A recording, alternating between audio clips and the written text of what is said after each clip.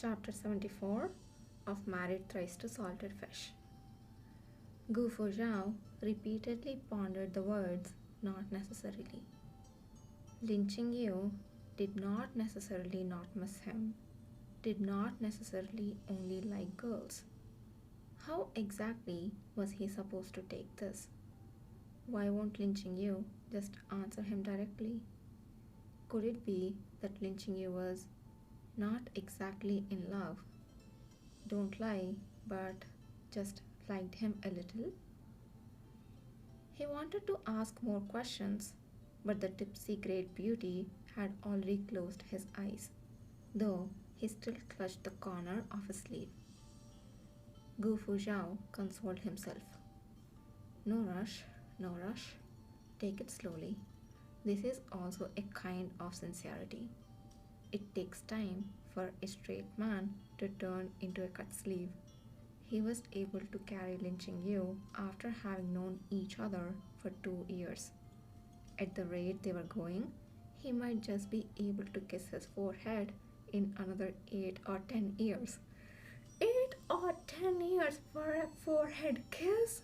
Are you freaking kidding me? No, I cannot wait that long. I have no patience whatsoever. You guys have to kiss in a month and have to do whatever the heck the adults do. I don't care. Oh shit. The sobering soup was useless at this point. Gu Fuzhao took off his clothes and lay down beside Lin Qingyu. Once again, he was sleeping in the same bed with Lin Qingyu, and his reaction showed no signs of fading. He didn't expect that a body in its 30s would be so energetic even after drinking alcohol. It was making him feel a little uncomfortable. However, this body truly hadn't vented for a long time, and enduring it any longer would be bad for the body. Gu Fuzhao spent a little while just looking at Lin Qingyu's sleeping face. Looking at it sent his heart aflame. He then looked around the room. The towels he could use for wiping and cleaning were on the shelf a few steps away from the bed. There was no hot water in the house, and if he really were to do something, he would have to call someone to bring in water to wash his hands. It was so cold outside, and the bed was oh so warm. Gu Fuzhao hesitated. He hesitated and hesitated again. In the end, he chose to simply lie down and accept his fate. Forget it. Just go to sleep. You won't have to think about it when you're asleep. Maybe there will be something exciting in his dreams. On the first day of the new year, Lin Qingyu got up half an hour later than usual. Occasionally, drinking a little wine helps him sleep. He slept very well last night. When he woke up, he felt good but was a little thirsty. Lin Qingyu moved a little and his back bumped into a warm, firm chest. He had only been tipsy last night, and he remembered clearly what had he said and done. When Gu Fuzhao went to bed, he hadn't even fallen completely asleep yet. Gu Fuzhao had asked him if he still only likes women. Lu Wancheng also asked him this question once before he died. The two answers he gave were completely different. So, what did Gu Fuzhao think? He still remembered that the day after he married Lu Wancheng kept saying that he wasn't gay. Later, he kept pestering him to be friends, insisting that they call each other brothers. Being a cut sleeve, this kind of a thing has to be done together. If one person cuts and the other person doesn't, it will only bring more troubles. Lin Qingyu stayed lying down for a while before he tried getting up. He was lying on the inside of the bed, and the way out was completely blocked by Gu Fuzhao, who was sleeping on the outside. If he wanted to get out, the only way was to be stepping over Gu Fuzhao. Gu Fuzhao was sound asleep. Usually, at this hour, the earth quaking and the mountains shaking couldn't get him to wake up. Lin Qingyi felt that he didn't have to worry about it, but he still lightened his movements. Unexpectedly, just as he was halfway over, Gu Fuzhao suddenly turned over, causing him to topple to sit over Gu Fuzhao's waist. Scandalous. That's a scandalous position, I say. Although Lin Qingyi was thin, he was an adult man nonetheless. The sudden force down caused Gu Fuzhao to frown, and he reluctantly opened his eyes. The moment Lin Qingyi locked eyes with him, for the first time in Lin Qingyi's life, he felt completely at a loss as to what to do. His current posture didn't seem right. Lin Qingyi's hair was very long, and seated over the man's waist, the blue silk of his hair cascaded over his shoulders, some strands falling to his chest. Gu Fuzhao looked for a while, but because he was too sleepy, he closed his eyes once again.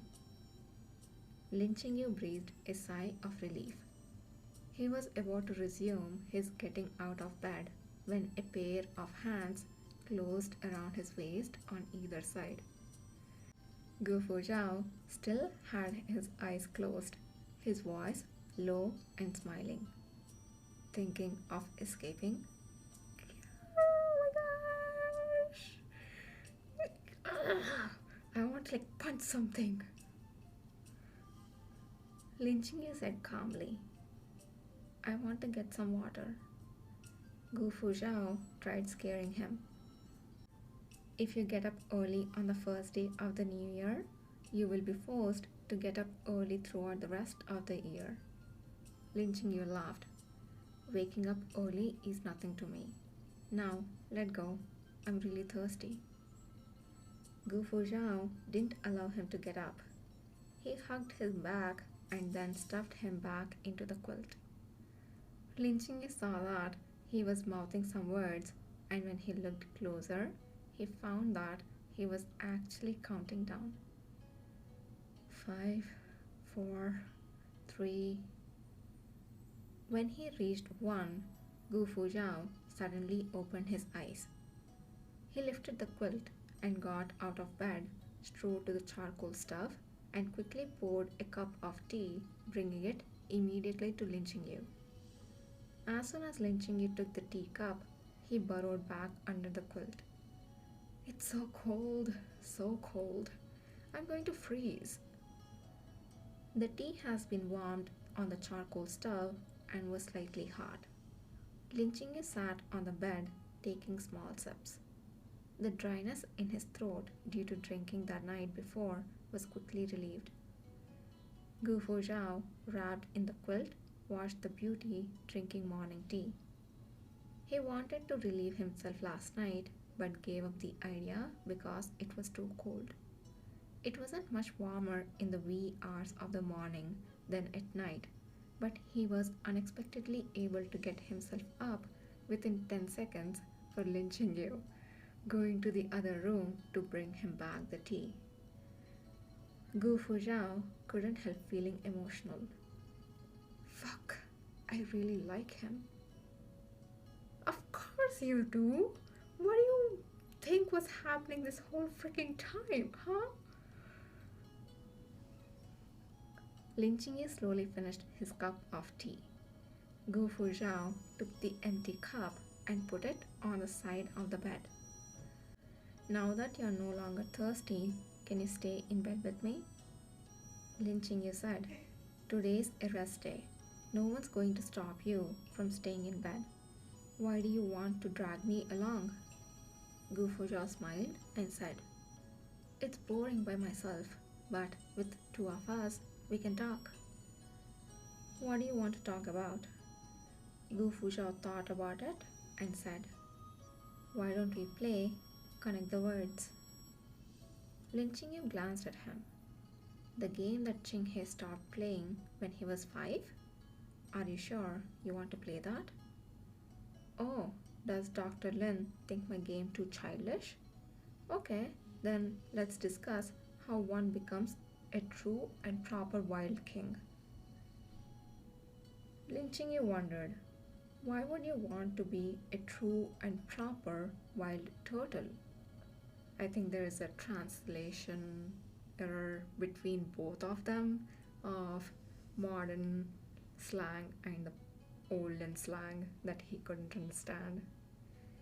I, for one, don't understand both of them since I don't speak any of that language or get those references.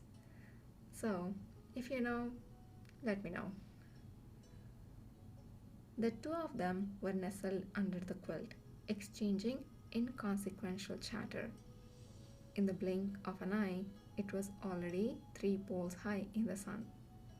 Save for when he was sick, Lin Chingyu had never gotten up so late. A rotten apple spoils the barrel.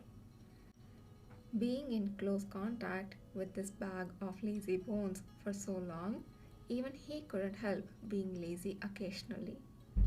However, he had to admit that having a lie-in with Gu Fuzhao in the middle of winter felt really good. Gu Fuzhao had no parents and no guests would come to the mansion on the first day of the new year. After freshening up, the two took their noon meal together.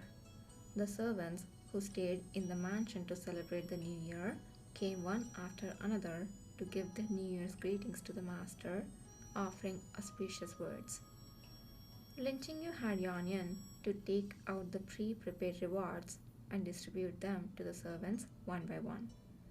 Among them, Huantong and Hualu were undoubtedly the most rewarded, several times higher than the others.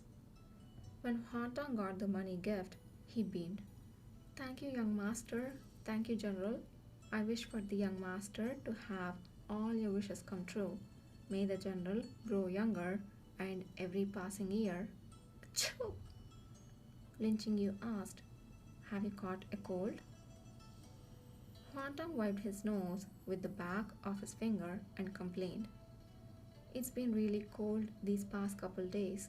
It's like an ice cellar under the quilts when I sleep. Gu Fuzhao's tone was lazy.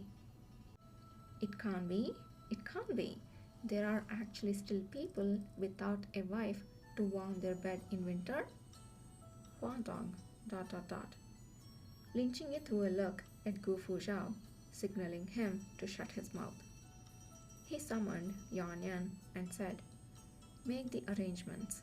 The amount of charcoal in each room is to be doubled during winter. After the crowd of servants dispersed, Gu Fuzhao took out a heavy purse. Happy New Year, Chingyu. Here's my money gift for you. Lin Chingyu was puzzled. You're younger than I am. Why are you giving me New Year's money? Gu Fuzhao said, in terms of physical age, I'm 12 years older than you, and in my hometown, a husband prepares New Year's money for his wife. Lin Chingyu smiled. Thank you. Gu Fuzhao smiled as well. I have given you my New Year's greetings. Would you like saying one back? All right. Lin Chingyu flicked his sleeves, put his hands in front of him, closed his eyes, and bowed slightly to Gu Fuzhao. First, 1,000 years to Langjun, and second, to the Qieshang, perpetual health. Lin Chingyu's attitude was dignified and magnanimous, a graceful bearing befitting a learned scholar. In contrast, Gu Fuzhao immediately felt that his New Year's greeting just now felt like a child playing house. He knew this poem, and it was about a couple making a toast and exchanging wishes at a spring banquet. Lin Chingyu used it to pay his New Year's greetings to his husband. Gu Fuzhao imitated Lin Chingyu's movements, bending over to return the salute. Third, like the swallows perched on roof beams, may we see each other year after year. News that Shah Jahan had been conferred the title of feudal king on New Year's Eve didn't reach the general's mansion until that afternoon. Hearing that Shao Jie was proclaimed King Ning, Gu Fuzhou said, King Ning? Good choice. All throughout history, there has never been a King Ning who hasn't wanted to raise in revolt. Wrong, Lin Qingyu corrected him. We don't want to raise in revolt. We want to conspire against the state. There was a difference between revolting and conspiring against the state. The former focused on military, while the latter focused on strategy. Unless absolutely necessary, Lin Qingyu did not want to use the troops, nor did he want to seize the throne from Shaocheng. What he wanted was a change of rule in the palace. The country may have a ruler surnamed Shao, but it will not be Shaocheng. Gu Fuzhou smiled and said, My wife is the only person who can use the words conspire against the state in such an understated way. On the second day of the new year, Lin Qingyu and Gu Fuzhou stayed in the Lin mansion. On the third day, Lin Qingyu was called by the emperor to the palace to diagnose his pulse. In the palace, he happened to run into Shao Jie, who had just finished offering his New Year's greetings to the emperor. Shao Jie came out of the emperor's chamber with an anxious look on his face. He was dressed in an azurite princess robes, looking very preoccupied. Lin Qingyu stopped to salute Shao Jie. Greetings to His Highness. Shao Jie smiled when he saw him, showing his fine white teeth. It's Dr. Lin. Are you here to examine my imperial father? Yes, Lin Qingyu said. Congratulations to your highness. I heard that the prince was made feudal king. The general and I were looking for an auspicious day to visit the prince and offer our congratulations. Please don't mention this. Shao Jie waved his hand. This King Ning feudal king matter is all nonsense. Lin Qingyu asked knowingly. Why do you say that? Shao Jie grumbled. My imperial father has no intention of letting me be an idle king. He's already given me an assignment. Lin Qingyu's lips curved slightly. Is this not a good thing? What about this is good? He asked me to go to the Ministry of Revenue and work with Nanan Hao to raise funds for the provisions of the army in the northwest for the coming year. But I don't know anything about that at all. My imperial father handed over that sort of thing to my older brother, the crown prince, before. I don't know why he's suddenly throwing this to me. Your Highness, there is no need to worry, Lin Qingyu comforted. I think Steward Shi may be able to share your worries for you. Shao Jie sighed. I certainly hope so. Shao Jie seemed to remember something and added, By the way, Dr. Lin, Arang told me yesterday that you forgot to tell him the secret behind the tea. He was planning on going to the general's mansion to ask Dr. Lin for it. Lin Qingyu smiled lightly. May I inconvenience your highness? Kindly tell him that I will be waiting.